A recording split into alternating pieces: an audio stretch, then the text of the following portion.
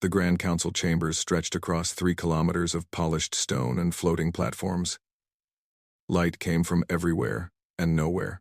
Hundreds of alien species sat in their assigned seats, arranged in circles that rose higher and higher toward a ceiling lost in artificial clouds.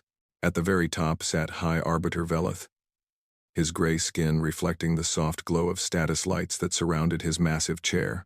At the bottom, on a platform deliberately built lower than everything else, stood Ambassador Taejun.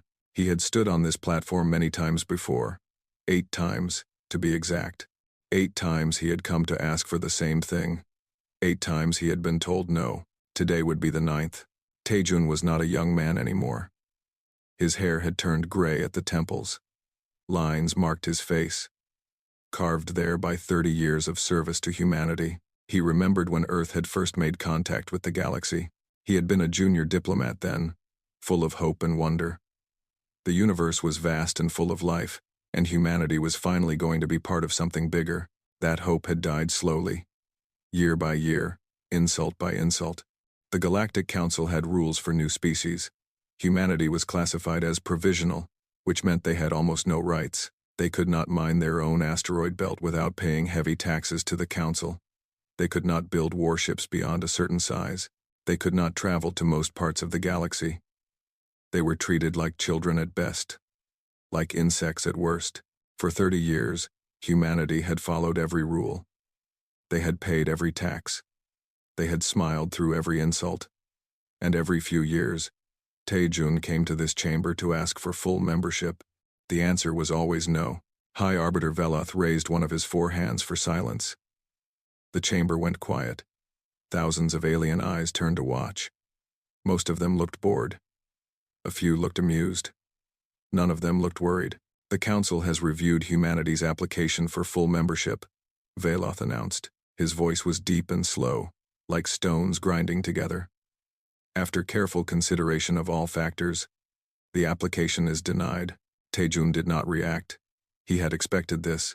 Furthermore, Veloth continued, the Council has received concerns about humanity's recent military activities, the construction of new vessels, the expansion of training programs.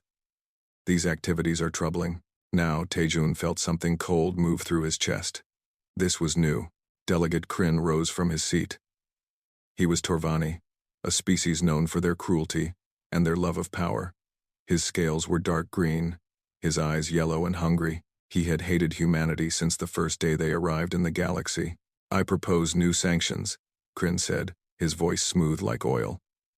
For the safety of all species, humanity should surrender 40% of their fleet to Council control. Their shipyards should be inspected monthly. Their borders should be patrolled by Torvani peacekeepers. The chamber rumbled with voices. Some species protested weakly. Most said nothing. A few openly supported Kryn. Taejun stood very still. Behind him, through a holographic link, Admiral Yuna and Dr. Sohee watched from Earth Command. He could feel their anger through the connection. Yuna's hands were probably curled into fists right now. High Arbiter Veloth nodded slowly. An interesting proposal. The Council will vote on this matter in 10 days. Does the human representative wish to speak? Taejun looked up. He looked at Veloth, sitting so high above him. He looked at Kryn, who was smiling the way a predator smiles at wounded prey. He looked at all the other species, most of whom would not meet his eyes. 30 years. 30 years of trying to belong. 30 years of being told they were not good enough, not old enough, not worthy enough. 30 years of watching his people struggle and sacrifice while the galaxy laughed at them. Something changed inside Taejun. It was not anger. Anger was hot and fast. This was cold and slow. It was the feeling of a door closing forever. Yes, he said. His voice was calm. I wish to speak. He took a breath. The chamber waited. 30 years ago, humanity came to this council with open hands and open hearts. We asked only to join the galactic community. We were told we must prove ourselves. So we proved ourselves. We followed every rule you created. We paid every tribute you demanded. We accepted every restriction you placed upon us. His voice grew stronger. We came back again and again. Each time, You found new reasons to deny us. We were too young, too aggressive, too primitive, too dangerous. And each time, we went home and tried harder. We believed that if we were patient, if we were good, you would eventually accept us." He paused. The chamber was completely silent now. We were wrong. Taejun straightened his back. He was not tall, but in that moment, he seemed to grow. Humanity has spent 30 years begging for scraps from this table. No more. We have spent 30 years accepting insults and humiliation. No more. We have spent 30 years believing that this council wanted peace and fairness. We know now that it wants neither. High Arbiter Veleth leaned forward. "Ambassador, choose your next words carefully." Taejun smiled. It was not a warm smile. "I have chosen them very carefully, Arbiter. I have been choosing them for 30 years. He looked around the chamber one last time. Then he spoke 5 words that would change the galaxy forever. Humanity withdraws. Effective immediately, permanently. For a moment, nothing happened. Then the chamber exploded. Aliens shouted. Some laughed. Some screamed. Delegate Kryn stood up so fast his chair fell over. High Arbiter Veloth slammed his hands against his armrests, demanding order. "You cannot do this." Veloth roared. "No species has ever left the council. Then we will be the first," Taejun said. "You will be destroyed. You will be isolated. You will starve and die alone in the darkness of space." Taejun turned to leave. Then he stopped and looked back over his shoulder. "Perhaps," he said quietly, "or perhaps you will learn that some species are not meant to beg." He walked off the platform. The holographic link to Earth followed him like a ghost. Through it, Admiral Yuna was already giving orders. Ships were moving. Plans were activating. Things that had been prepared in secret were now coming to life. Behind him, the chamber continued to erupt in chaos. Species argued and shouted and pointed fingers at each other. Delegate Kryn was screaming about war. High Arbiter Veloth was trying and failing to restore order. Taejun walked through the great doors and did not look back. 30 years of patience had ended. 30 years of hope had died. Now, something else was beginning. Something cold and hard and patient. Something that the galaxy had never seen before. Humanity was done asking for permission. It was time to take what they deserved. The news spread across the galaxy faster than light itself. Within hours, every species knew what had happened. Within days, the jokes began. On the Torvani homeworld, they made a popular comedy show about the stupid humans who thought they could survive alone. The main character was a clumsy human who kept walking into walls and crying. Millions watched and laughed. On Nexus Prime, the political center of the galaxy, reporters and commentators talked endlessly about humanity's tantrum. They called it sad. They called it foolish. They called it the desperate act of a primitive species that did not understand how the universe worked. High Arbiter Veloth gave a speech 3 days after humanity's withdrawal. He stood in the same chamber where Taejun had spoken those 5 words, and he smiled his slow, cold smile. "Humanity has chosen isolation," he said. "We will give them 6 galactic cycles to reconsider. That is roughly 6 of their Earth months. After that time, if they have not returned to apologize and accept the Council's guidance, there will be consequences." He paused for effect, "But I do not believe it will come to that. Humans are emotional creatures. They will calm down. They will realize their mistake. And they will come crawling back to us, begging for forgiveness." The chamber applauded. Delegate Kryn applauded loudest of all. Nobody noticed that Observer Ulara, from the neutral faction, did not applaud at all. She sat quietly in her seat, her silver eyes watching everything, and she wondered if perhaps the galaxy was making a terrible mistake. Meanwhile, in human space, things were very different. Admiral Yuna stood on the bridge of her flagship, the Iron Will. She was a small woman with short black hair and eyes that had seen too many battles. She had fought pirates. She had fought rebels. She had spent her entire career preparing for a war she hoped would never come. Now she knew it was coming, and she was ready. "All ships have been recalled," reported Captain Minho, her tactical officer. He was young but brilliant, the kind of officer who saw patterns where others saw chaos. "Every human vessel, military and civilian, has returned to our space. All personnel have been evacuated from council stations. Good, Yuna said. What about the border? All listening posts are active. All defense platforms are online. If anything crosses into our space, we will know instantly. Lieutenant Jiwoo, the communications officer, looked up from her console. She was the youngest person on the bridge, barely 25, but she had a gift for languages and codes. She could crack alien communications faster than most computers. Admiral, she said, I am receiving a lot of alien transmissions. Do you want to hear what they are saying about us? Yuna almost said no. Then she changed her mind. Put it on speaker. Let everyone hear. The bridge filled with alien voices, translated into human language by Jiwoo's software. The humans will be dead within a year. They cannot survive without council trade. Pathetic creatures. They should have known their place. I heard their ambassador cried when he left. Can you imagine? Crying like a child. Kryn says we should invade now. While they are weak, take their planets, take their resources, teach them a lesson they will never forget. Yuna let the voices play for a full minute. She watched her crew listen. She saw their faces harden. She saw fear become anger, and anger become something stronger. Turn it off, she finally said. Silence fell over the bridge. Remember those words, Yuna told her crew.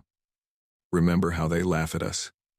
Remember how they call us weak and stupid and primitive. And when the time comes, remember that we gave them every chance to treat us with respect. She turned back to the main screen, which showed the stars of human space. We are not going to crawl back. We are not going to beg. We are going to show them what humanity can do when we stop asking for permission. On Earth, in a laboratory buried deep underground, Dr. Sohee worked without sleep. She was a small woman with glasses and messy hair. The kind of scientist who forgot to eat when she was focused on a problem. She had been the one who cracked faster than light travel for humanity. That had taken her 10 years. This project would take less time. Much less. Project Sunbreak, they called it. The name referred to the moment when light first appears over the horizon. A new dawn. A new beginning. The science was simple in concept but almost impossible in practice. Instead of traveling through space, you folded space itself. You took 2 points that were light years apart and brought them together like folding a piece of paper. Then you stepped across. Instant movement. No travel time. No warning. Every other species had tried to develop this technology. All of them had failed. The math was too complex. The energy requirements were too extreme. The risks were too high. But Dr. Sohee had spent her entire life solving impossible problems, and she had something the other species did not have. Desperation. How close are we? Asked Ambassador Taejun. He visited the lab every week now. Sohee looked up from her console. Her eyes were red from lack of sleep, but they were bright with excitement. 3 months, she said. Maybe 2. If everything goes perfectly. The council gave us 6 months. Then we will have time to spare. Taejun nodded slowly. He looked at the massive machine that filled the laboratory. Coils and generators and things he could not begin to understand. It hummed with power. Even now. What will it feel like? He asked. When we use it? Sohee smiled. Like waking up from a long sleep. Like finally opening your eyes. Taejun thought about the council chambers. He thought about all the times he had stood on that lowered platform, looking up at species who thought humans were nothing. He thought about the jokes they were telling right now, the laughter that echoed across the galaxy. Good, he said. I want them to wake up too. The months passed. The galaxy continued to laugh. Torvani comedians made more jokes. Council commentators made more predictions about humanity's collapse. Delegate Kryn continued to push for invasion, growing more impatient with each passing day, and in the darkness of human space, behind a wall of silence, something was being built, something that would change everything. The galaxy thought humanity was hiding in fear. They thought the silence meant weakness. They thought the closed borders meant surrender. They were wrong. The silence was not fear. It was focus. The closed borders were not weakness. They were preparation, and when humanity finally spoke again, The galaxy would learn what it meant to underestimate the species that had climbed from caves to stars in just 10,000 years. The countdown had begun. 6 months was too long for Delegate Kryn to wait. He stood before the council, his green scales shining under the chamber lights, his yellow eyes burning with hunger. He had wanted to destroy humanity since the day they first arrived in the galaxy. Now, finally, he had his chance. They have been silent for 5 months, Kryn argued. No communications, no trade, nothing. They are clearly collapsing. Their economy cannot survive without council resources. Their people are probably starving. High Arbiter Veloth listened with his usual patience. You want to send ships? A peacekeeping mission, Kryn said smoothly. 12 vessels. We will enter their space, assess the situation, and offer humanitarian assistance. If they resist, we will have proof that they are hostile, and the council can authorize a full response. Veloth considered this. The other delegates murmured among themselves. Most of them wanted to see humanity brought low. Most of them wanted proof that leaving the council meant death. Very well, Veloth said. 12 ships. Torvani command. Go and see what has become of the humans. Kryn smiled. It was the smile of a predator who could already taste blood. 3 days later, 12 Torvani warships crossed the border into human space. They were massive vessels, each one carrying enough weapons to destroy a small moon. The crews were experienced warriors, veterans of dozens of conflicts. They expected to find chaos. They expected to find weakness. They expected to find a broken species ready to surrender. They found nothing. The first system they entered was empty. Stations floated dead in space, their lights dark, their airlocks sealed. No ships, no signals, no life. They have fled, said the Torvani fleet commander. They knew we were coming, and they ran. The fleet moved deeper into human space. They passed through system after system, finding the same thing everywhere. Abandoned stations, silent planets, empty darkness. This is wrong, muttered one of the officers. Where did they all go? Who cares? The commander replied. They are cowards. We will find them eventually, and when we do, we will make them pay for wasting our time. The fleet entered a system called Nova 7. It was unremarkable. Just a yellow star with a few rocky planets and an asteroid belt. Sensors showed nothing unusual. Then everything changed. Space itself seemed to twist. Reality bent and folded like paper being crumpled. The Torvani crews screamed as their instruments went crazy, showing impossible readings, impossible distances, impossible objects. When the distortion cleared, the Torvani fleet was surrounded. Human ships appeared from nowhere. Not from faster-than-light jumps, which always left energy signatures. Not from hidden positions, which sensors would have detected. They simply appeared, as if they had stepped through a door from somewhere else. There were hundreds of them, small fighters, medium cruisers, and behind them all, like a mountain of steel, the flagship, Ironwill. Admiral Yuna's face appeared on every Torvani screen. This is Admiral Yuna of the United Earth Fleet, she said. Her voice was calm and cold. You have entered human space without permission. Your weapons are locked. Your engines are targeted. If you move, you will be destroyed. The Torvani commander stared at his tactical display. His ships were surrounded on all sides. Human weapons were aimed at every critical system. They had not even had time to raise shields. This is impossible, he whispered. How did you do this? Yuna did not answer his question. You have 30 seconds to surrender. If you do not, we will open fire. We will not ask again. The commander thought about fighting. He thought about honor and glory and what Delegate Kryn would say. Then he looked at the human ships, packed so tightly around his fleet that there was no escape, and he realized something terrible. The humans were not afraid. They had known the Torvani were coming. They had let them come. They had waited until the fleet was deep in human space, far from any help. And then they had sprung the trap. We surrender, the commander said. The words tasted like poison. The capture took less than 20 minutes. Human soldiers boarded each Torvani ship. They were efficient and professional, taking weapons, securing prisoners, locking down systems. No one was killed. No one was tortured. The Torvani crews were treated with respect, given food and medical care, and placed in comfortable holding cells. This somehow made it worse. The Torvani had expected savagery. They had prepared themselves for violence and cruelty. Instead, they got calm efficiency. The humans did not hate them. The humans simply did not care about them at all. Captain Minho supervised the operation from the Iron Will's bridge. He watched the data streams, tracked every boarding team, coordinated every movement with perfect precision. All ships secured, he reported to Admiral Yuna. No casualties on either side. Excellent, Yuna said. She turned to Lieutenant Jiwoo. Prepare the broadcast. Ready, Admiral. Send it. Every channel, every frequency, every corner of the galaxy. Jiwoo pressed a button, and Admiral Yuna's face appeared on screens across the known universe, on Nexus Prime, on the Torvani homeworld, on hundreds of alien planets and stations and ships. Attention, Yuna said. This message is for the Galactic Council and all species under its authority.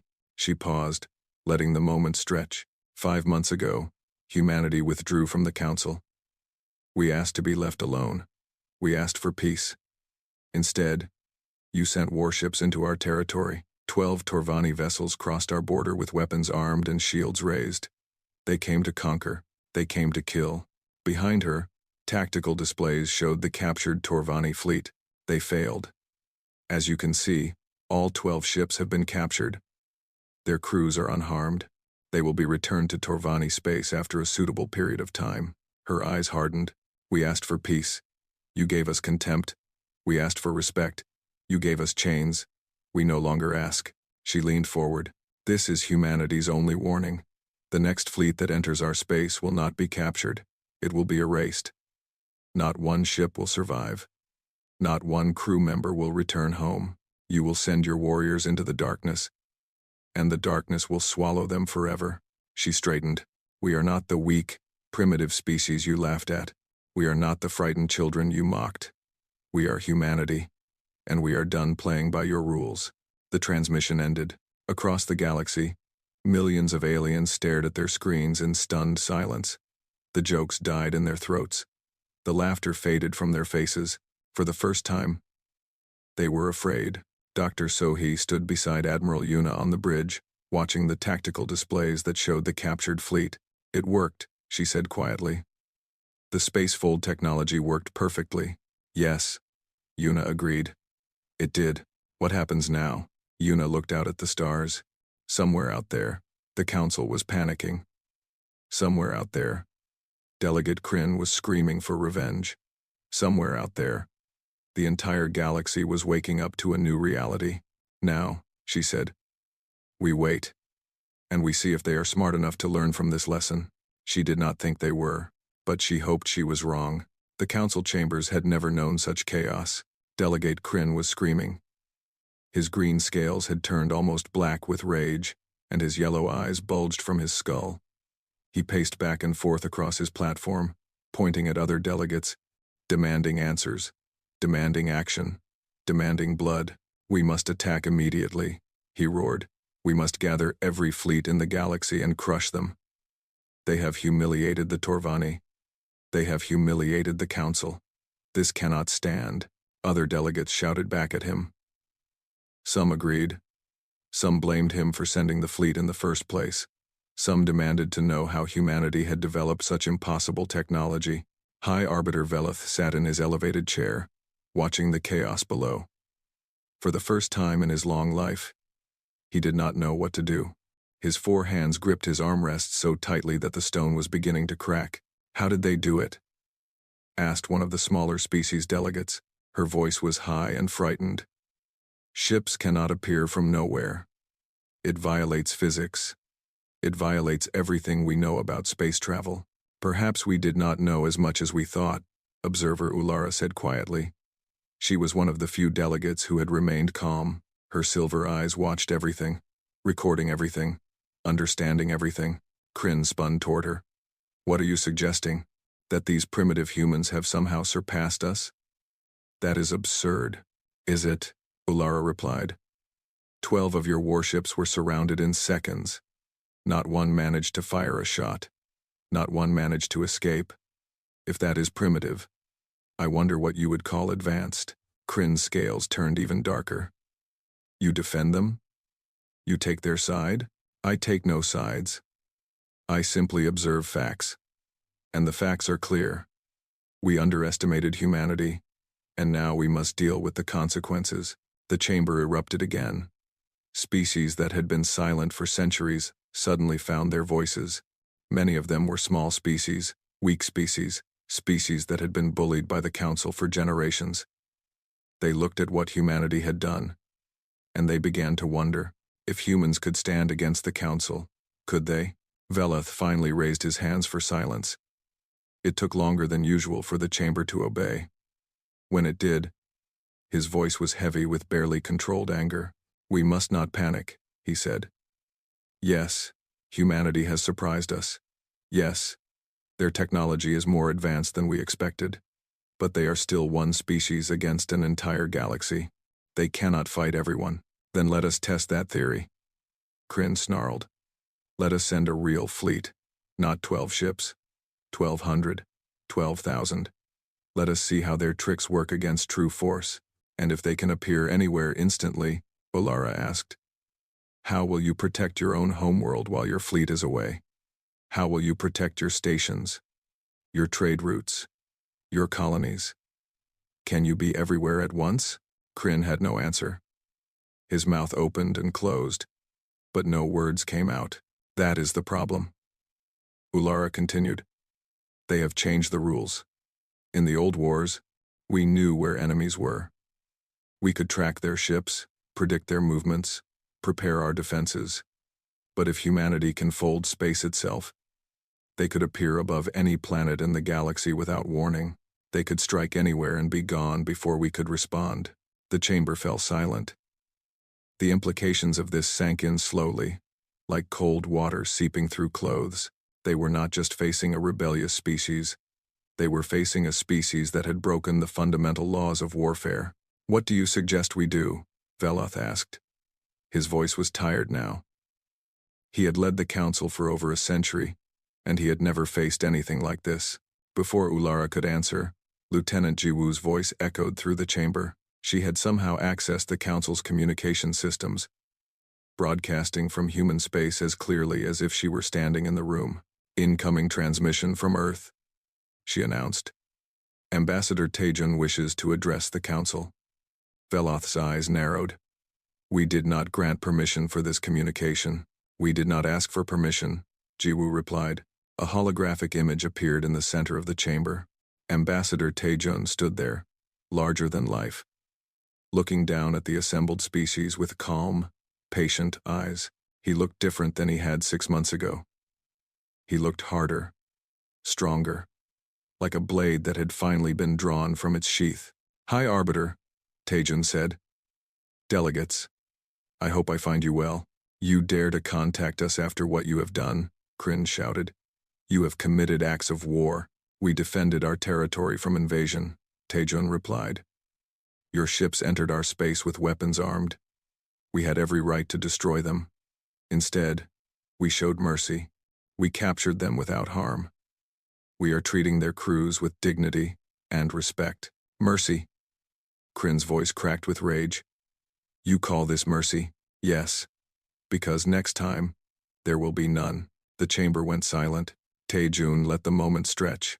Then he spoke again, his voice clear and cold. The council has 48 hours to meet the following conditions. First, dissolve all sanctions against provisional species. Second, grant full autonomy to all oppressed worlds. Third, remove Delegate Crin and the Torvani hegemony from all positions of power. The chamber erupted. Crin screamed. Other delegates shouted in disbelief. Even Veloth looked shocked. Taejun continued as if nothing had happened.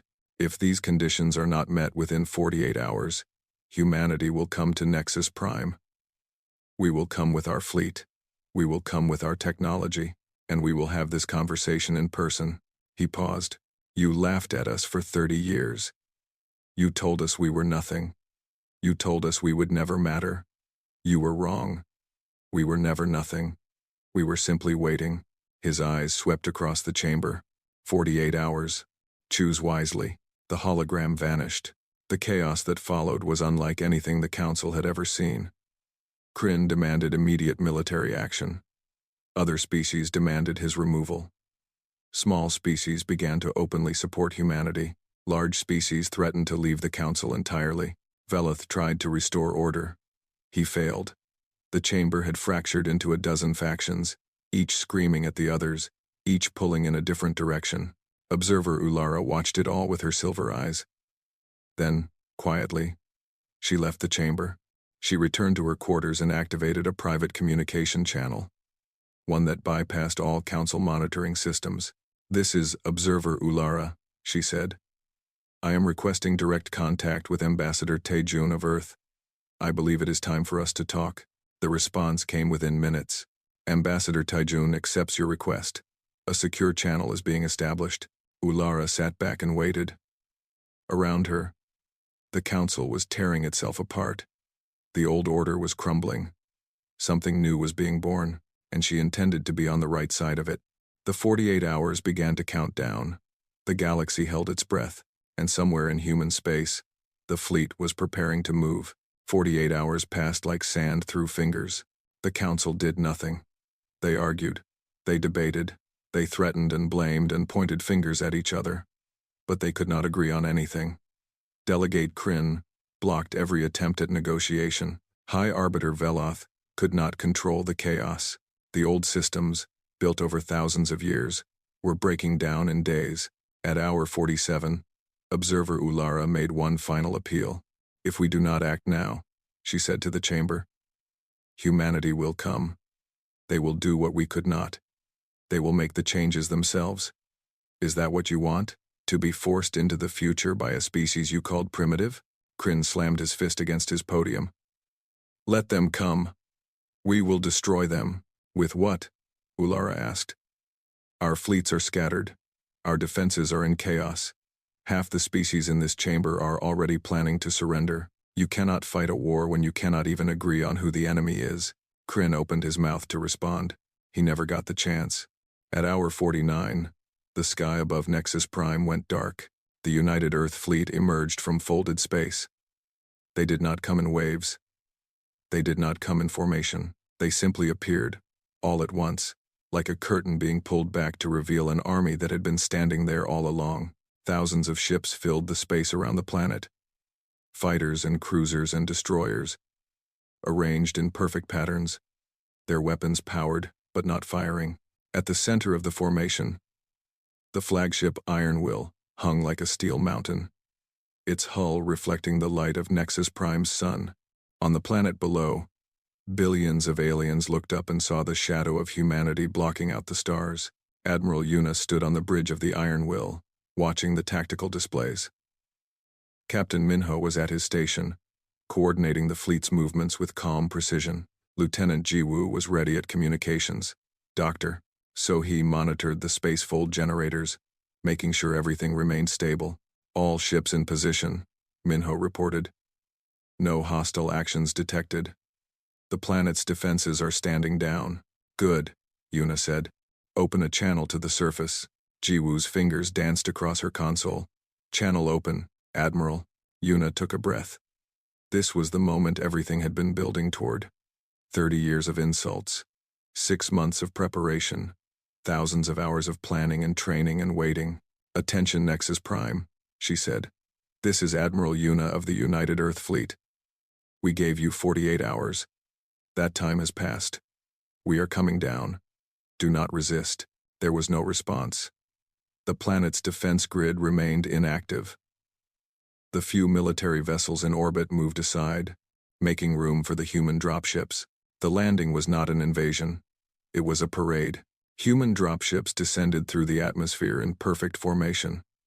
They landed in the great plaza outside the council chambers, their engines kicking up clouds of dust. Soldiers emerged in neat lines, their weapons holstered, their movements precise and disciplined. Ambassador Taejun walked at the head of the column. He wore the same diplomatic robes he had worn for 30 years. But he walked differently now. He walked like a man who had stopped asking for permission. The doors of the council chambers opened before him. The great hall stretched out ahead, filled with hundreds of alien delegates. Most of them were silent. Some were terrified. A few, the smaller and weaker species, looked almost hopeful. Kryn stood in the center of the floor, surrounded by Torvani guards. He held a weapon in his hand. Some kind of energy pistol. "Stop," he screamed. "This is an invasion. I will not allow it." Taejun kept walking. He did not slow down. He did not speed up. He simply walked, steady and calm, toward the raised platform where High Arbiter Veleth sat frozen in his chair. Kryn raised his weapon. Captain Minho moved. One moment he was standing beside Taejun. The next moment he was in front of Kryn. His hand clamped around the Torvani's wrist. He squeezed once, and the weapon clattered to the floor. "That was unwise," Minho said quietly. Kryn's guards reached for their weapons. Human soldiers appeared around them, moving so fast they seemed to blur. Within seconds, every Torvani was disarmed and on their knees. Taejun continued walking. He climbed the steps to Veleth's platform. He stopped in front of the High Arbiter's chair and looked down at the ancient alien who had denied humanity's membership 9 times. "Please stand," Taejun said. Veleth stared at him. His 4 hands trembled. His gray skin had turned pale. He looked old, older than Taejun had ever seen him look. "I cannot," Veleth whispered. "I have sat in this chair for 100 years. I do not know how to be anything else." Taejun's expression softened, just slightly. "Then you will learn." He reached out his hand. After a long moment, Veleth took it. The ambassador helped the High Arbiter to his feet and guided him down from the platform. Taejun turned to face the chamber. Hundreds of alien eyes watched him. The silence was so deep it felt solid. "I did not come here to conquer," he said. His voice carried to every corner of the great hall. "I did not come here to rule. I came here to end a system that was built on cruelty and oppression." He paused, letting the words sink in. "For thousands of years, this council has decided which species matter and which do not. It has crushed the weak. It has punished the different. It has built walls between peoples and called it order. That ends today." He gestured to Observer Ulara, who had been standing quietly near the back of the chamber. "A new order will rise. The Galactic Accord, built not on power but on partnership. Every species will have a voice. Every world will have autonomy. Those who want peace will find it. Those who want war." He looked directly at Kryn, still kneeling on the floor with his guards. "Will face humanity." Ulara stepped forward. "I have agreed to serve as the first elected leader of the Accord, not because humanity asked me to, but because I believe in what they are building. I have watched this council for centuries. I have seen its failures. I believe we can do better." The chamber remained silent. Then, slowly, delegates began to stand. First one, then another, then dozens, the smaller species, the weaker species, the ones who had been stepped on for generations. They rose to their feet and looked at Taejun with something like hope. The vote to dissolve the old council passed with overwhelming support. 1 year later, the galaxy had changed. The Galactic Accord held its first anniversary celebration on Nexus Prime. Species that had never spoken to each other now traded freely. Worlds that had been oppressed now governed themselves. The Torvani hegemony had collapsed entirely, its leaders imprisoned, its military disbanded. Observer Ulara led the Accord with wisdom and fairness. She credited humanity for making it possible. But the humans always refused special treatment. They wanted partners, not subjects. Dr. Sohee continued her research. She was working on even more advanced technologies now, things that made space folding look simple. Admiral Yuna had retired to Earth, where she taught at a military academy and wrote books about strategy. Captain Minho commanded his own ship, patrolling the borders of a freer galaxy. Lieutenant Jiwoo had become the Accord's chief communications officer, building bridges between species who had never learned to talk to each other. And Ambassador Taejun? He returned to diplomacy. Because humanity had never wanted war. They had wanted fairness. They had wanted respect. They had wanted to be treated like equals. Now they were. But the galaxy remembered. They remembered how humanity had been laughed at, dismissed, mocked. They remembered how humanity had risen anyway. They remembered the shadow of the fleet blocking out the stars above Nexus Prime. And they remembered the lesson. Some species are not meant to beg. Humanity preferred peace. They were just very good at war. And that made all the difference.